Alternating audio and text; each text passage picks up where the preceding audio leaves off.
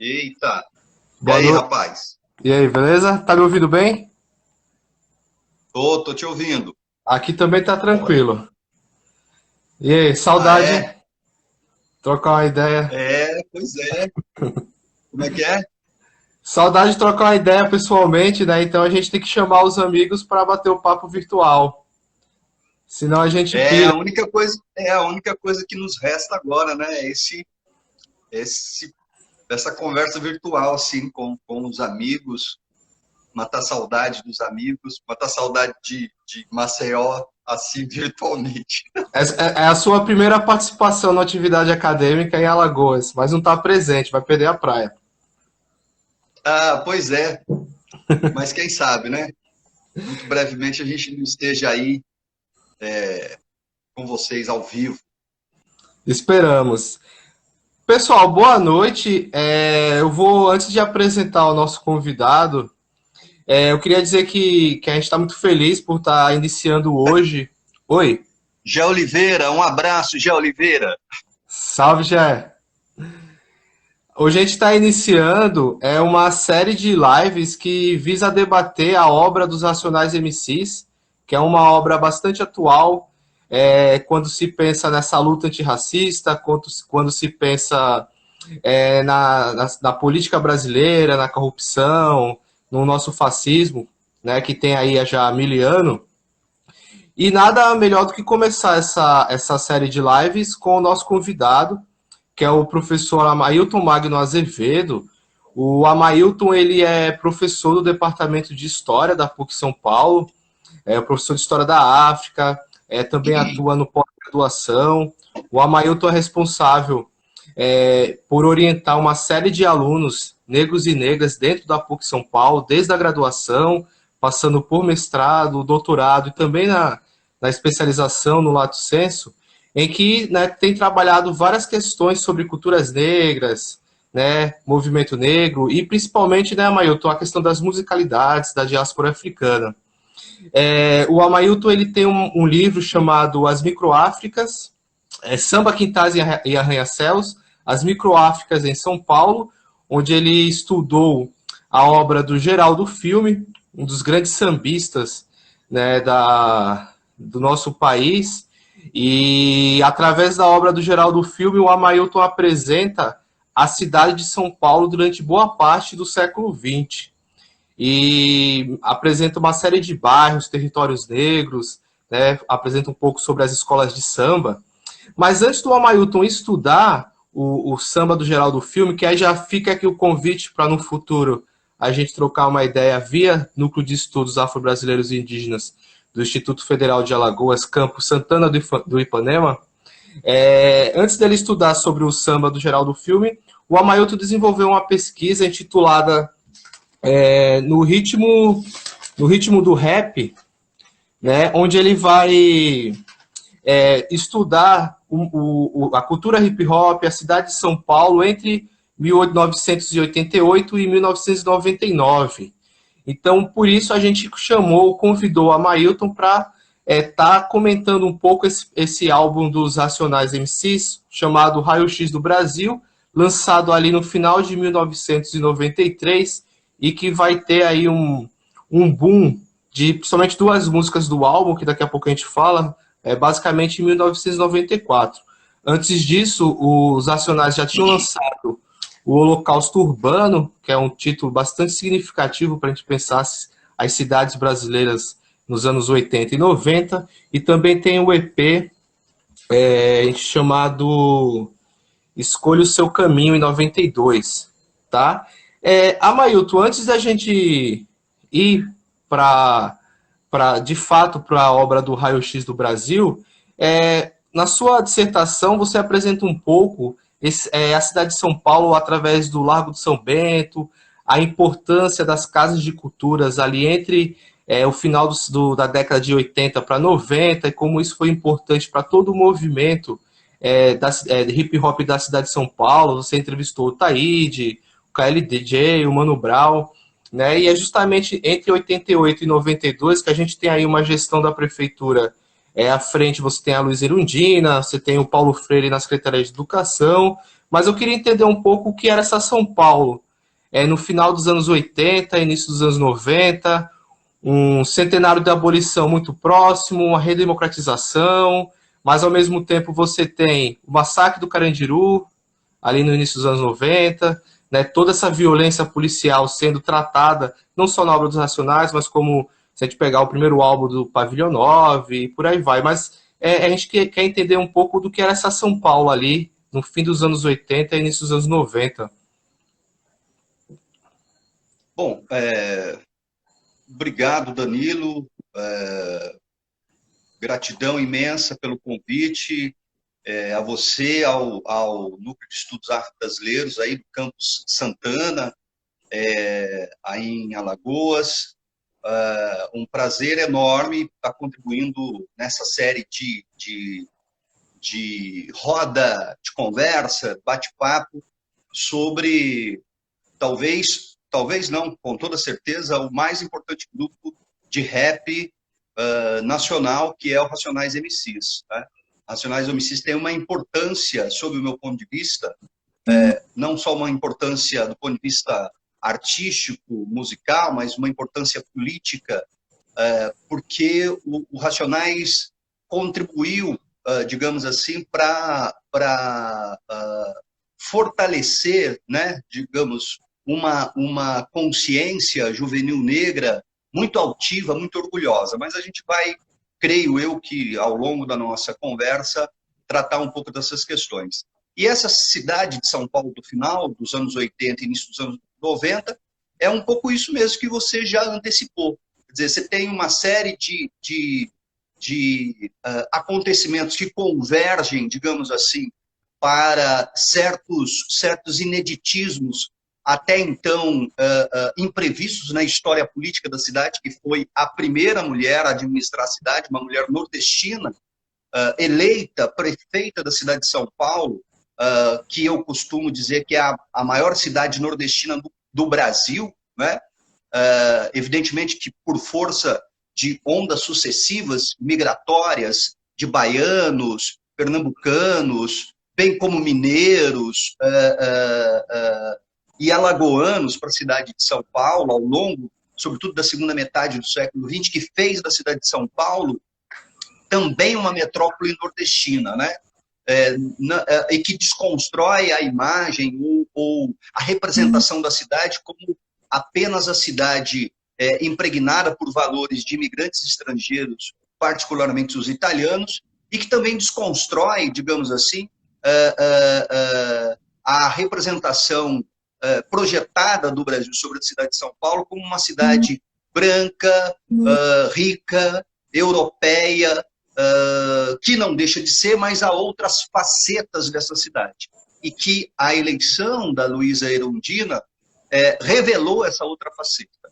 E que coincide também esse momento de administração da Luísa entre 88 e 92, entre 1988 e 1992, com a figura do Paulo Freire, muito bem lembrada por você, assumindo a Secretaria de Cultura, que vai propiciar, digamos assim, a aproximação, né, de uma política pública da Secretaria de Cultura com a galera envolvida com o hip-hop no final dos anos 80 e início dos anos 90, dentre os quais estavam os Racionais. Então, você tem ali figuras envolvidas com o movimento hip-hop que vão estabelecer essa interlocução com a Secretaria de Cultura.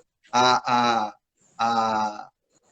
importantíssima Sueli Chan, que era uma mulher negra ativista, uma mulher negra ativista, e que, digamos assim, protagonizou, tomou a frente daquele movimento de aproximação entre a prefeitura e a comunidade do hip-hop, do qual o Racionais também participou, né? Um projeto que levava para as escolas, para as periferias, casas de cultura do país, um debate que tinha o rap como uma das linguagens que ali eram veiculadas, né, como uma linguagem da juventude negra periférica da cidade de São Paulo.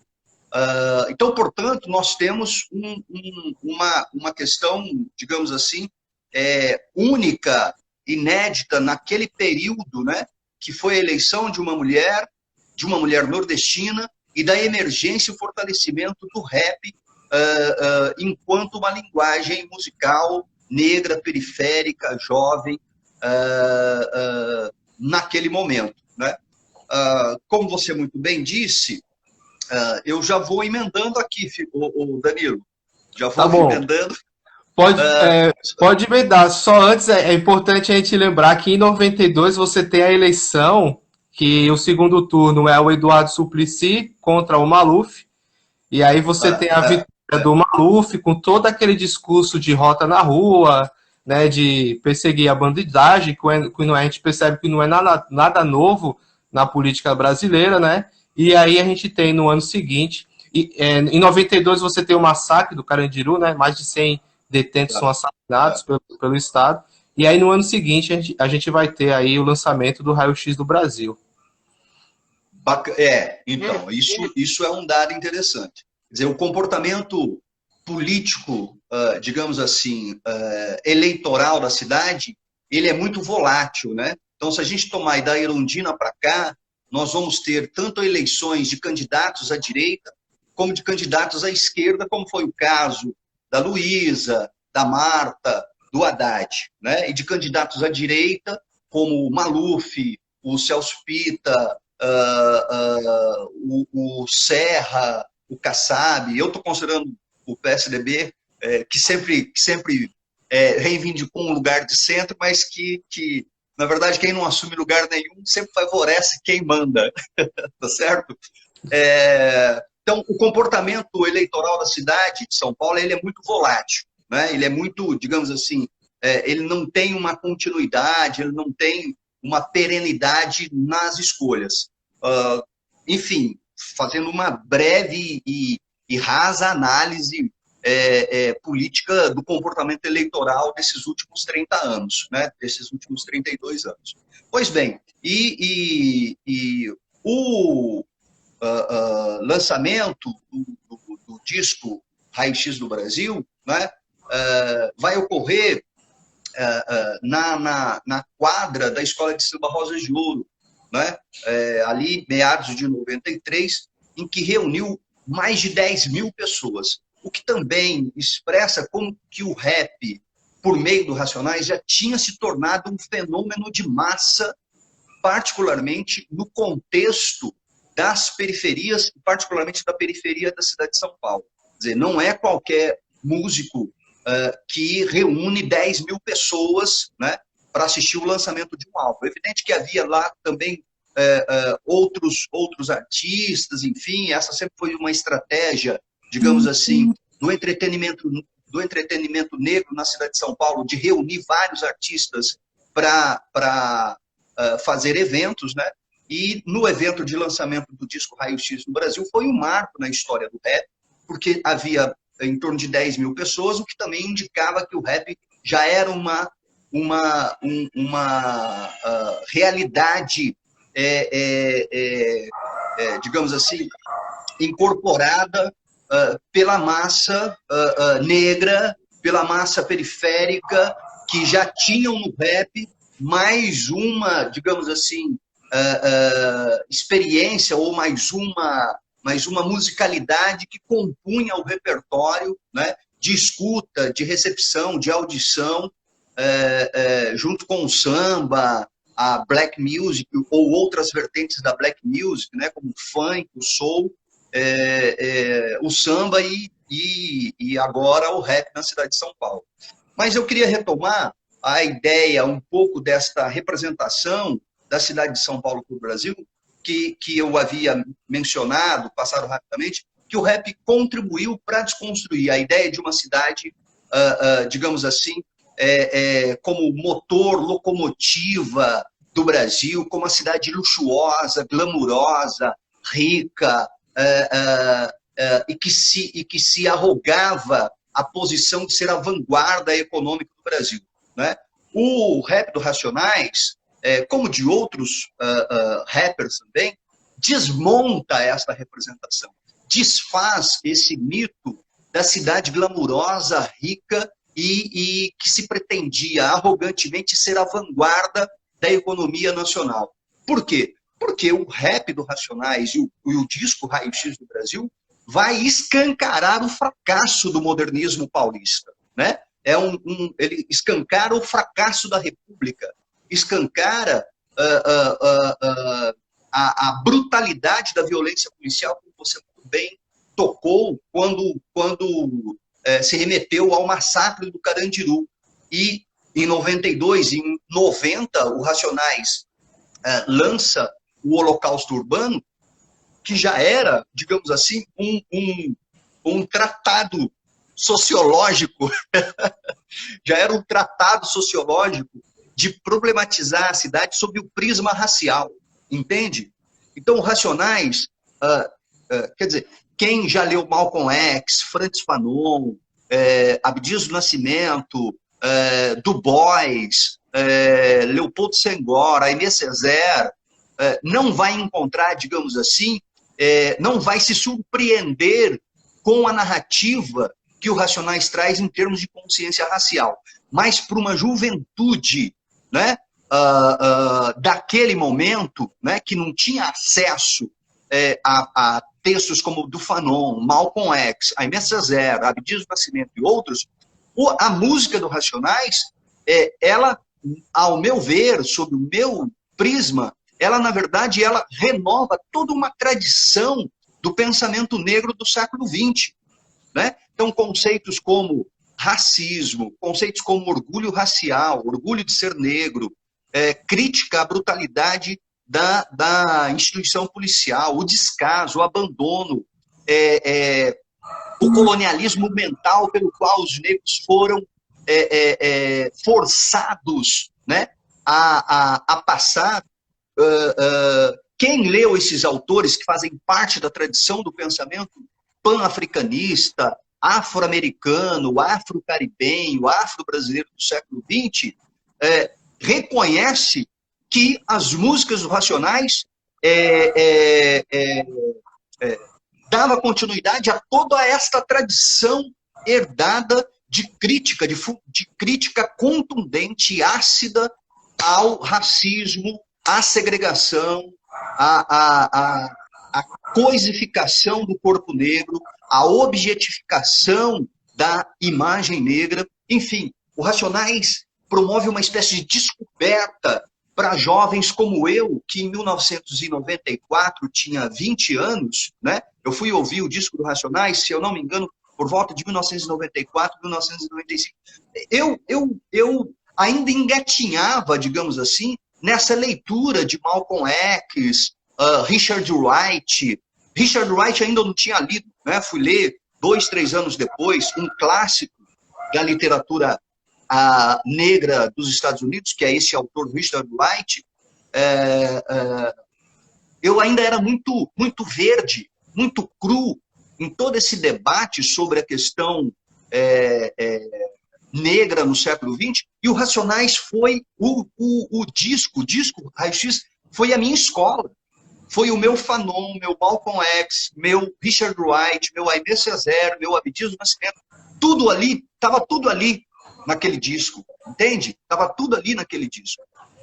E tem um fato interessante que em 92 você tem o épico filme do Spike Lee sobre o Malcolm, que chega no Brasil, e com ele também uma reedição da autobiografia do Malcolm X, né, que também vai estar circulando aí nas periferias. Você falou de influência, já para a gente entrar de fato no disco, né? É um disco que tá interessante, porque você percebe que no disco você tem o samba, você tem inclusive participação do Negritude Júnior, você tem Marvin Gaye presente ali.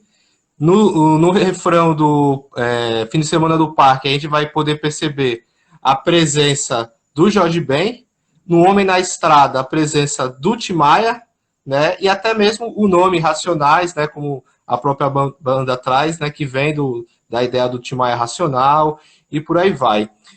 Dito isso, Amailton, o que você tem a falar assim, sobre a obra em si, Raio-X do Brasil? Então, aí você, a conversa é muito mais criativa, potente, do que apenas transmissão de conhecimento. Quer dizer, quando eu falei que estava lá nas letras do Racionais, toda uma reivindicação, digamos assim, de uma tradição do pensamento negro do século XX, você agora traz uma outra questão muito instigante, que é todo o patrimônio e a tradição musical negra do século XX, né? Sobretudo da segunda metade do século XX, que, de maneira muito explícita, Racionais vai reivindicar para, digamos assim, tecer toda a musicalidade, toda a sonoridade musical, reivindicando essa tradição da música negra da segunda metade do século XX. Não só a música negra dos Estados Unidos, como Marvin Gaye, que você bem aí citou, como a tradição da música negra brasileira, como Jorge Ben, Tim Maia, né? Que, aliás, foram dois músicos que, nos anos 60, estabelecem também uma virada de página na história da música negra urbana no Brasil, ao dialogar com a música negra dos Estados Unidos, um diálogo, né, que não gera um mimetismo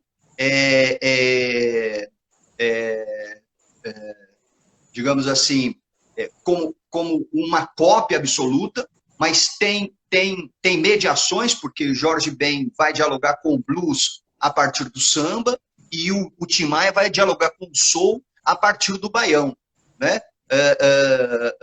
Então, Tim Maia e Jorge Ben são duas figuras, digamos assim, que devem ser consideradas clássicas da história da música negra brasileira, e que o Racionais vai lá, evidentemente, beber dessa fonte, né? Então, aliás, esse é um debate importante desse diálogo da cultura negra brasileira com a cultura americana, seja ela negra ou não. Nem tudo que é americano é bom e nem tudo que é americano não presta, tá certo? É bom fazer um pouco esta reflexão, porque a nossa tradição ancorada, digamos assim, num pensamento crítico de esquerda, sempre foi a responsável por elaborar uma interpretação de que tudo que fosse do Império não prestava. Parte desses argumentos são muito plausíveis, muito razoáveis e muito pertinentes. É isso mesmo, o Império não é bobo e, evidentemente, que o Império quer vender o seu peixe, né? Mas eu também costumo dizer que, numa relação com a cultura do outro, você não é uma tábula rasa, você não é um ser vazio, né? Você incorpora aquilo que de fato interessa e também você produz respostas inovadoras, respostas, digamos assim, imprevisíveis. E foi o Jorge Ben e o Tim Maia produziram respostas imprevisíveis, né? Bem como o rap do Racionais dialogando com a tradição da música negra americana, como Marvin Gaye e o Public Enemy, tá certo? Que é o grupo de rap nos Estados Unidos que estabelece uma virada de página na história do rap. De um rap que até aquele momento, anos 87, 88, era um rap mais para brincar, para se divertir, para dançar, para namorar, beijar na boca, curtir a noite, né? Para um rap que agora pretendia ser uma arma política. Então, Public Enemy nos Estados Unidos e Racionais no Brasil estabelecem este marco que eu considero importantes do rap que era, até ali, meados de 88, um rap ancorado numa estética festiva, de diversão, para um rap agora mais ativista, para um rap político e para um rap que tinha, sim, intenções de criar, né, ou estabelecer um diálogo, uma interlocução com a massa negra, particularmente com a juventude negra, né? Então, é algo importante também de ser relembrado, digamos assim, esta passagem de um rap de diversão para um rap político. Na abertura do Raio-X do Brasil, eles nos dizem o seguinte, fudidamente voltando, né? usando e abusando da liberdade de expressão, um dos poucos direitos que o jovem negro ainda tem nesse país. E aí eles abrem o disco com essas palavras e assim é uma abertura bastante impactante, né? Se a gente for levar em consideração os padrões da época. E aí vem, acho que o primeiro grande clássico do disco, que é o Fim de Semana no Parque, né?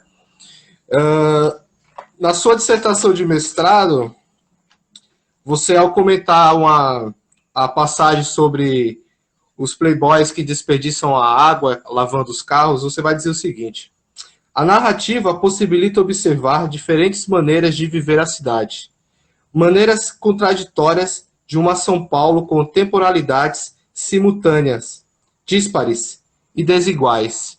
Qual a impressão que a cidade de São Paulo te passa ao ouvir o Final de Semana do Parque, esse clássico aí do Raio X do Brasil?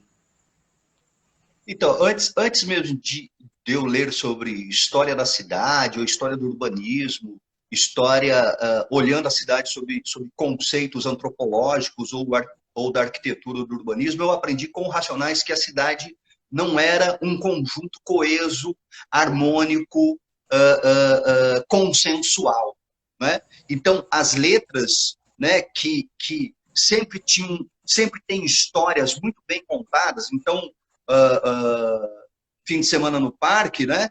Deixa o Menino Brincar, é a história de um menino, de um personagem que vai andando pela cidade, ele vai percebendo, com um olhar muito aguçado, as diferentes São Paulos, né? Os diferentes modos de se viver a cidade, os diferentes modos de se conceber a cidade, os diferentes modos de se apropriar da cidade. Então, ele anda pela cidade, ele vai contando o que ele vê, né? Então, ele vê ricos, brancos, com carrões, com piscina, com água quente, com uísque, com roupas de marca, e ele vai vendo tudo aquilo e lembrando da sua cidade, né? Aquilo, evidentemente, gera nele uma angústia, gera nele uma insatisfação, gera nele uma inquietação, gera uma certa melancolia, ao mesmo tempo uma certa distopia, ao andar por essa cidade branca, rica, né, que o incomoda profundamente porque ele se lembra da sua cidade, da periferia, né?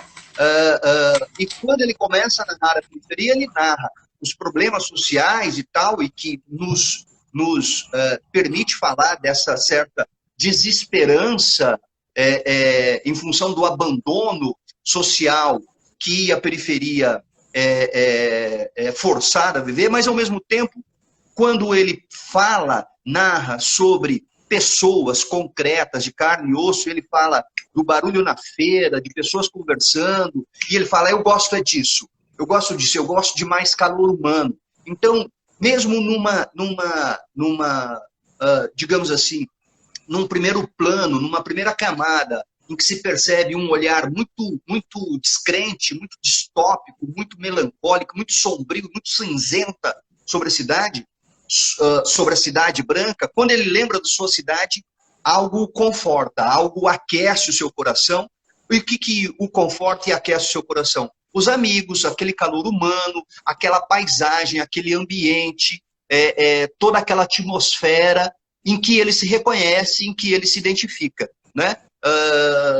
Então, aqui na periferia, a alegria é geral, e aí ele vai, né? Então, aí entra uma virada de samba, né? Esse diálogo, portanto, com o samba, que é algo que o Racionais nunca recusou, nunca rejeitou, nunca ignorou essa tradição musical do samba, né? E, portanto, a letra Fim de Semana no Parque é uma aula sobre como a cidade ela é, portanto, partida, como a cidade é segregada, né? Os brancos estão segregados em áreas nobres, luxuosas, glamurosas, e a população periférica segregada em zonas abandonadas, mas que, digamos assim, personagens como este menino Fim de Semana no Parque, né, tornam potente e vibrante a vida na periferia.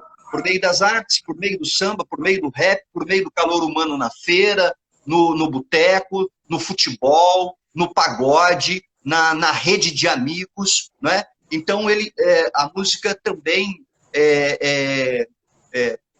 acena, digamos assim, para uma esperança, acena para um otimismo. Ela tem essas, digamos assim, múltiplas camadas que se pode pensar sobre ela.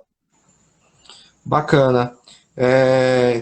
Aí, seguindo o disco, a gente tem a terceira faixa, que é a parte 2. A quarta faixa é Humano na Porta do Bar. E a quinta é um outro clássico do disco e da obra dos Racionais, que é O Homem na Estrada. Essa quarta e essa quinta faixa, né, fala muito de angústia, de medo, né, sofrimento, né, que mostra como é que os Racionais entendem o que hoje o pessoal chama de masculinidades negras, né?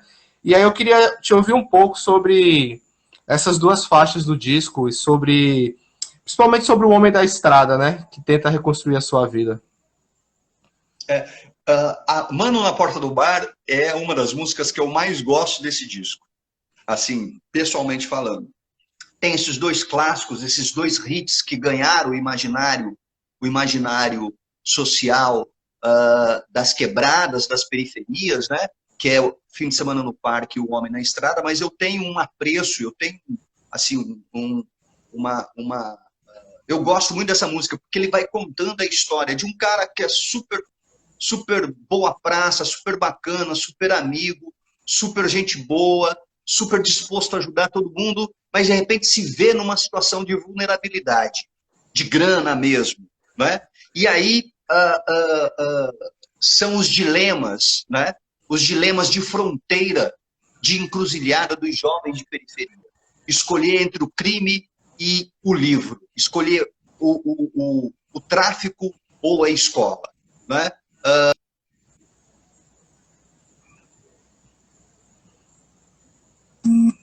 O Ailton?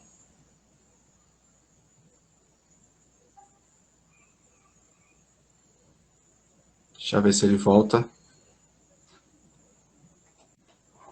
Travou para mim. Posso continuar? Agora eu tô ouvindo. Voltou.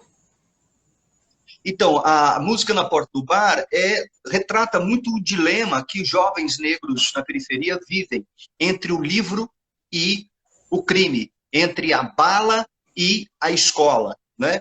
Eu, da minha geração de amigos, no bairro de periferia que eu vivia, na cidade de Sorocaba, eu sou, dos que eu me lembro, o único que foi para a universidade. O único. Eu tenho histórias, várias histórias de amigos que ficaram pelo meio do caminho. Ou que foram mortos na tensão e conflito do crime, ou que foram mortos pela bala da polícia. E que acabaram se envolvendo. E quando as escolhas não foi por questão de falha de caráter, mau caratismo, o cara era sangue ruim, não era nada disso. Há uma pressão social na vida do jovem periférico, né? Porque ele é muito pressionado também pelo consumo, ele é muito pressionado em ter o melhor tênis, em ter a melhor calça, em ter o melhor óculos, em ter o melhor boné, e isto é algo que, digamos assim, todo jovem de periferia quer, todo jovem de periferia quer, né? E muitos desses acabam se transformando no Mano na Porta do Bar, né? Que era um cara, assim, que não tinha nenhum envolvimento com a vida do crime, mas acaba se seduzindo e se envolvendo com esta experiência, né? Por achar que vai conseguir acessar o que deseja mais rapidamente, por produzir produzir um autoempoderamento e prestígio no circuito em que se vive, e é verdade, né? A figura, digamos assim, eu conheci vários amigos, inclusive jovens, que se envolveram com a criminalidade e havia um certo prestígio e, ao mesmo tempo, um certo temor em relação a ele, em relação à figura. Então, havia uma espécie de relação, digamos assim, paradoxal, de estava investido nele um poder, que era o poder que ele tinha por força do que ele tinha para oferecer, mas ao mesmo tempo um certo temor, né? Porque era, digamos assim, uma vida que foi escolhida e ao mesmo tempo tendo que viver permanentemente na sombra, né? É escondido da polícia, é escondido do vizinho que quer denunciar, que quer caguetar, né? Então é sempre essa espécie de vida na sombra permanentemente. E ao mesmo tempo tem um certo prestígio, um certo glamour em torno da sua figura, né?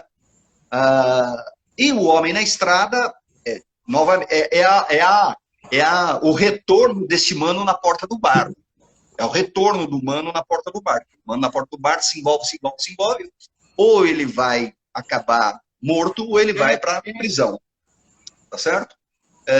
E é essa busca de recuperação da dignidade, recuperação da autoconfiança, recuperação, digamos assim, da autoestima, né? E de ter que lidar com um conjunto de valores que o rejeita, que o renega, que desconfia da sua recuperação. Então, o Homem na Estrada é essa, digamos assim, pequena epopeia trágica de um homem negro que vive o encarceramento, sai e não consegue se reinserir, porque ele vai ter que lidar com cenas brutais, grotescas de invasão domiciliar, invasão policial da sua casa, ter que conviver com cenas de horror, da brutalidade policial, né? E com toda a desconfiança. Portanto, ele é alguém que vive o encarceramento, volta, tenta se reinserir, mas infelizmente não consegue. Bacana. E aí tem algumas passagens, né? O IBGE passou aqui, nunca mais voltou. O Candomblé para se tomar uma bênção. Então ele vai narrando aí através de sirenes, choros, uma série de sons urbanos, né? A trajetória desse homem na estrada. Continuando o álbum, a gente vai ter a faixa 6, que é o Júlio Racional. A gente tem a faixa 7, que é o Fio da Navalha, que tem uma participação incrível do Arthur da Gaita. E aí, de novo, essas sonoridades negras do século XX, né, aparece aqui com força. E aí, uma faixa de agradecimento com 3 minutos, né, onde todo mundo vai fazer referência a várias quebradas, não só de São Paulo, né, mas dali da Grande São Paulo. Cada um vai fazer seus agradecimentos. E você tem esse disco sendo tocado, principalmente o fim de semana no Parque e o Homem na Estrada, em rádios como a Jovem Pan e a Transamérica, né? E, de fato, na sua opinião, essa obra, o que ela significa para os Racionais, ali no início dos anos 90, e o que significou para a banda em si esse disco? Você sabe que o processo da pesquisa envolveu entrevistas com o KLJ e o Mano Brown. E com o Mano Brown foi muito bacana, porque eu consegui entrevistar o Mano Brown depois de um show, isso em meados de 1999, eles fizeram um show na cidade de Guarulhos, entraram no palco 5h30 da manhã, saíram do palco umas 7 da manhã, 7h30 da manhã, no camarim, o Mano Brown me recebeu, evidentemente cansado, mas foi muito gentil, muito generoso, e ele traduziu muito o que estava lá no disco, não só no Raio X do Brasil, mas quando eu entrevistei ele, eles já tinham lançado Sobrevivendo no Inferno, né? É a vida deles, né? O rap é a vida. Quer dizer, eles se formaram naquela escola, eles construíram toda uma trajetória, toda uma relação entre eles e uma relação deles com milhões de pessoas, dentre os quais o público mais fiel nos anos 90 era o público negro, pobre e de periferia, né? Foi uma entrevista única, porque ele vai me falar da importância do Malcolm X, ele vai me falar da importância do Mandela, do Zumbi, da África, né? Tudo isso está aparecendo lá nos discos no Raio-X do Brasil e no Sobrevivendo do Inferno. Mas o que é importante também dizer é que depois o Gé Oliveira está aí nos assistindo. O Gé é talvez eu sou digamos, suspeito, porque o Gé é meu amigo, mas um dos grandes dramaturgos negros contemporâneos que a gente tem no Brasil hoje, e que montou uma peça de teatro baseada na obra do Racionais, que é o Farinha com Açúcar, né? E faz uma leitura e uma releitura de todas aquelas músicas sob o prisma de uma masculinidade negra. Então, a peça Farinha com Açúcar, Gé, você que está aí, me ajude a comentar, inclusive. Faz toda essa abordagem mesmo do que poderíamos chamar de uma masculinidade negra. Porque ali nos anos 90 tem as suas contradições, né? Tem os seus deslizes, tem as suas, digamos assim, falhas do ponto de vista de como se concebia, por exemplo, a mulher, né?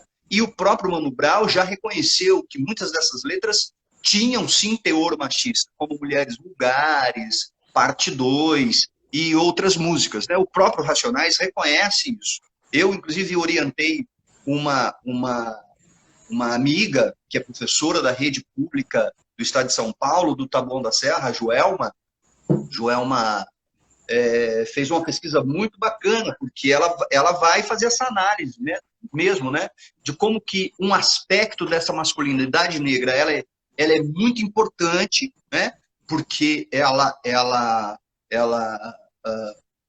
contribuiu para fortalecer no imaginário da juventude negra de que ela era bonita, de que ela era criativa, de que ela era inteligente, de que ela era capaz, né, de romper qualquer obstáculo se não fosse o racismo, se não fosse a brutalidade do racismo. Então, você tem um aspecto, uma contribuição artística, intelectual e política dessa masculinidade negra expressada nas mídias nacionais, muito importante, que é isso que eu considero mesmo como uma revolução negra que se fez via a caneta, né?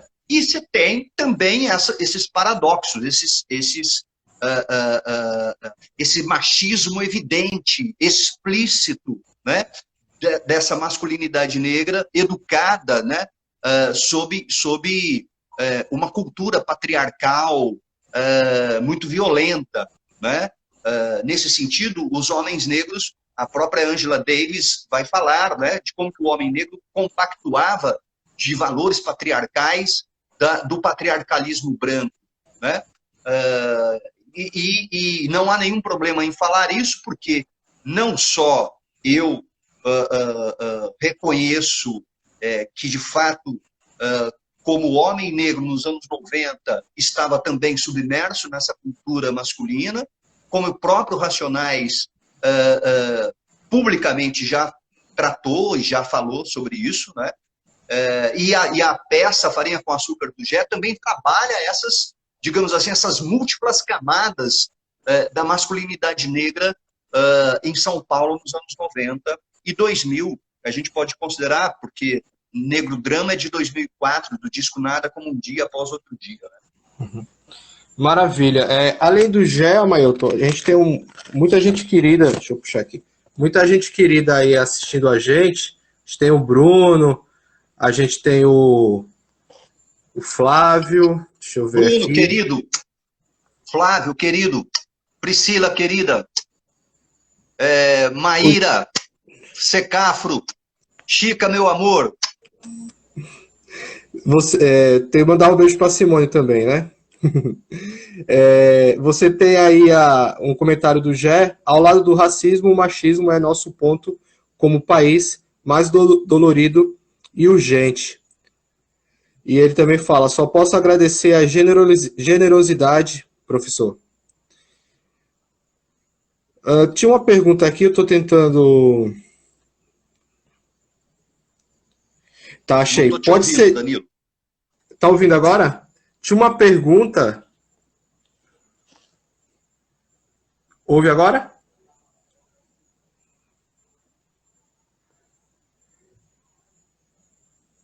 E agora? Agora sim.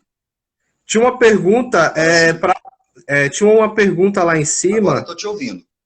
Ah, da hora. Tinha uma pergunta lá em cima, perguntando qual a importância do Public Enemy, né, como uma espécie de divisor de águas no rap internacional, em relação à questão da politização.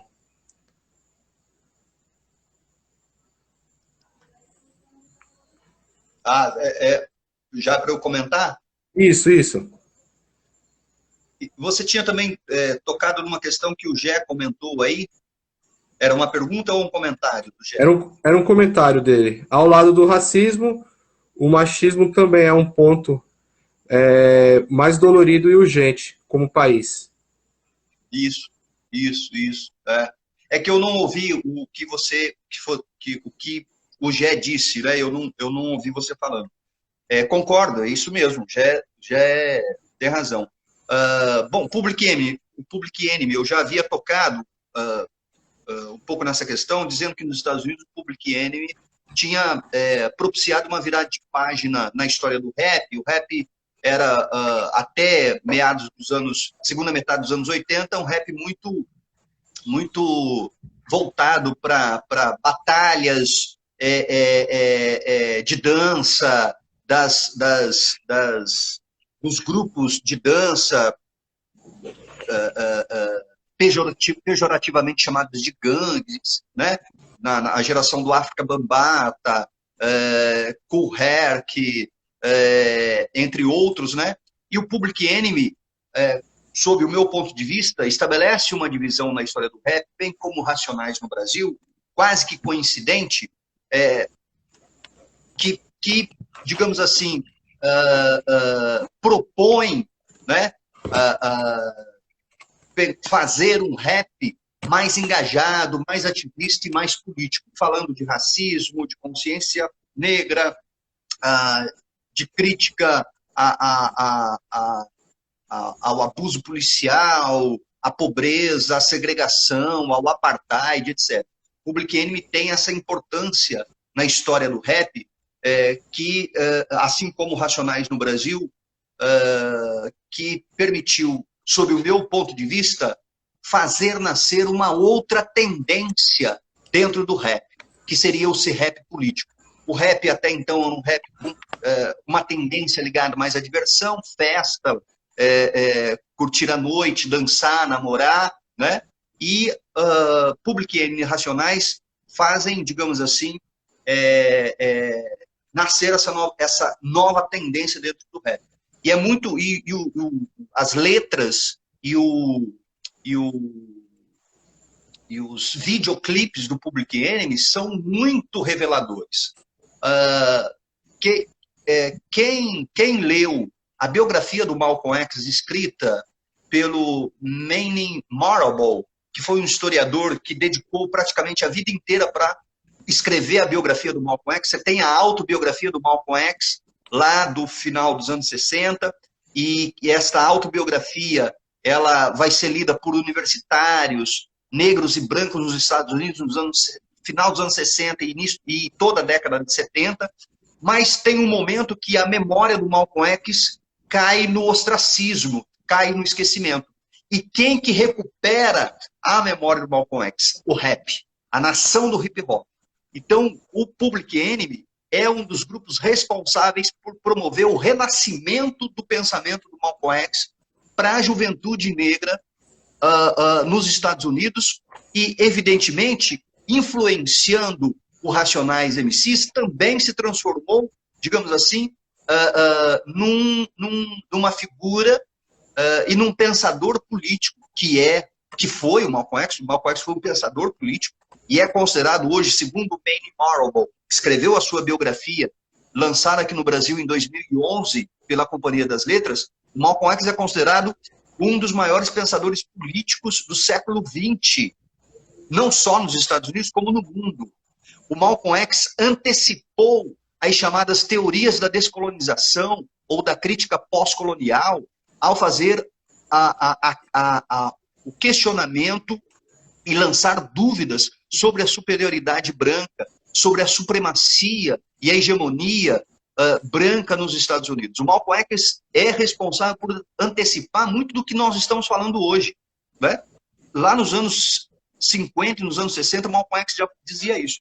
E o rap, sobretudo o rap do Public Enemy e o rap do Racionais, foram responsáveis por promover esse renascimento do pensamento do Malcolm X para uma geração de jovens ali no final dos anos 80 e início dos anos 90, que inclusive vai me influenciar, não é? E vai influenciar toda uma geração, né? Vai influenciar toda uma geração. Então, a gente vai assistir o filme do Spike Lee de 1992 e é muito importante, porque esse filme ficou poucas semanas na programação dos cinemas no Brasil. Se sabe que na cidade de Salvador, o filme Malcolm X não passou, acho que 2 semanas já tiraram o filme de circulação. Claro, era um redescobrimento, né? Aquilo era de uma força, de uma potência, e ao mesmo tempo uma alegria enorme descobrir toda aquela capacidade retórica que o Malcolm X tinha. E o Malcolm X tinha isso que o Manning Marable diz, ele emprestava muito da chamada filosofia oral africana. Ele usava muito de metáforas, de parábolas, de modos, digamos assim, de fazer comparações entre diferentes mundos, do mundo dos animais para entender o mundo dos humanos, né? Então, o Malcolm X tinha, de fato, essa capacidade única por meio do discurso, por meio da retórica, algo que só os músicos negros conseguiam fazer. Só os músicos negros conseguiam seduzir uma plateia, né? Conquistar uma plateia. Malcolm X tinha essa capacidade, ele tinha essa capacidade, digamos assim, de retórica que era muito sedutora e, ao mesmo tempo, ele exalava uma inteligência única e ímpar, que hoje se reconhece que, evidentemente, que nos anos em que ele combateu o racismo, ele era visto como uma espécie de terrorista, né? Uhum. Mas depois da sua morte foram obrigados a reconhecer o seu legado. Então, o Public Enemy tem essa importância, eu não sei quem perguntou. Public Enemy e Racionais. A gente está chegando aqui no final do nosso tempo, queria registrar aí a presença ilustre da Ana Lu. Tem a Raciri, que ela comenta: machismo também vem no rastro da nossa sociedade violenta. Você tem o Mike, que é um professor aqui da UFAL, que ele também está colocando que é um ponto fraco do rap dos anos 90 essa questão. Inclusive, registrar que hoje é aniversário do Mike, deixar aí os parabéns para ele. Ele tem um estudo sobre o rap, inclusive ele te cita, eu dei uma lida nos estudos dele. É uma pessoa que a gente está pensando em convidar aí para as nossas próximas lives.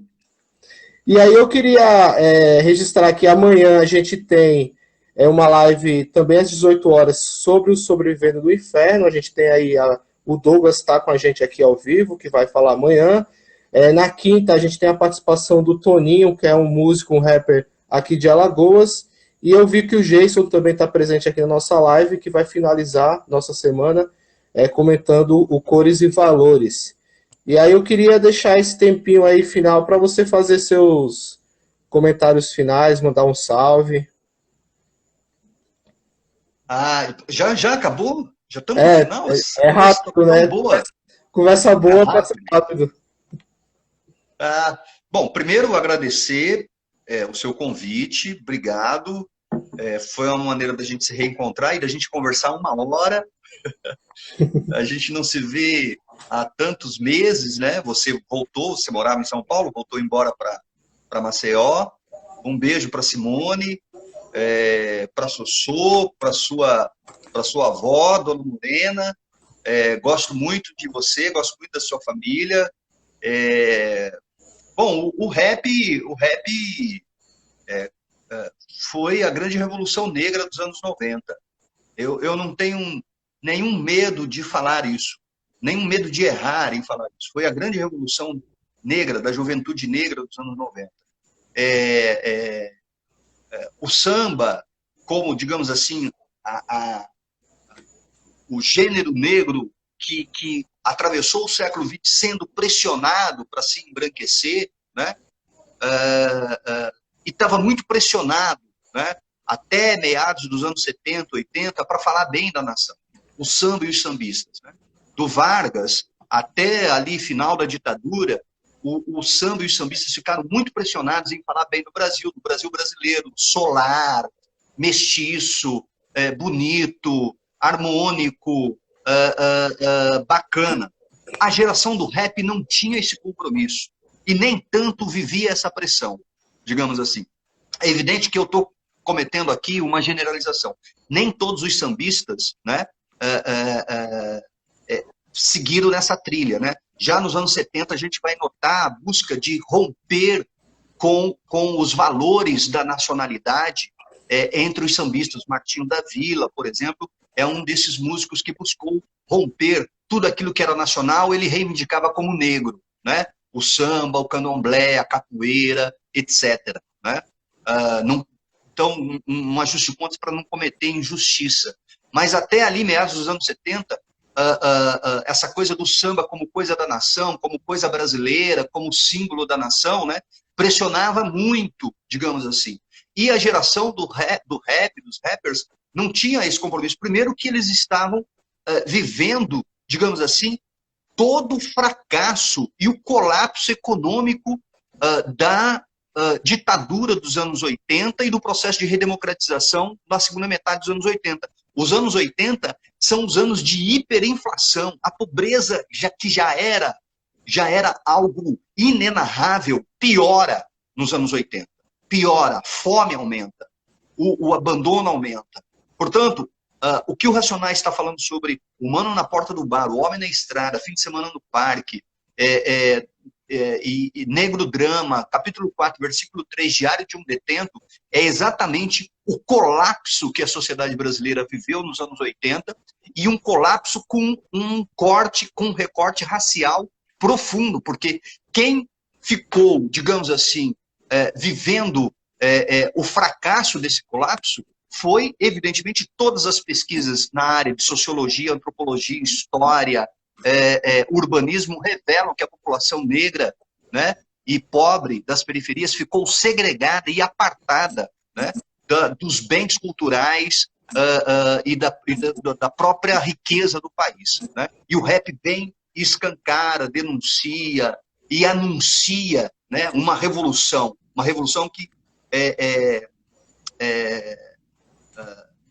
transformou uma geração de jovens negros mais orgulhosa, mais ativa, mais predisposta a enfrentar o racismo, a enfrentar a estupidez do racismo, a enfrentar a estupidez do privilégio branco no Brasil. Né? O rap é uma revolução, uma revolução. O rap é um patrimônio musical negro do Brasil. A gente questionou de variadas formas a democracia racial. Questionamos com Abdias, questionamos indo para a rua com o movimento negro, né? E também a obra dos Racionais é um mais desses vários questionamentos a essa ideia de democracia racial que temos aí, que foi uma tentativa de ser vendida aí no Brasil. Amailton, muito obrigado. Espero que a gente possa nos encontrar aí brevemente, ou eu indo para São Paulo, ou você vindo com a sua família visitar Maceió. A gente tem 20 segundos e era isso. Eu queria só registrar que amanhã a gente tem a live com o Douglas Alves, ele também está aqui com a gente, tá? Eu também queria mandar um salve. Abração, Douglas. Mandar um salve para o pessoal do Secafro, para o pessoal do NEABI, aqui do Campo Santana. Secafro. E para o Vinícius também e para o Joilson. Abraço, pessoal. Tchau, valeu. Abraço para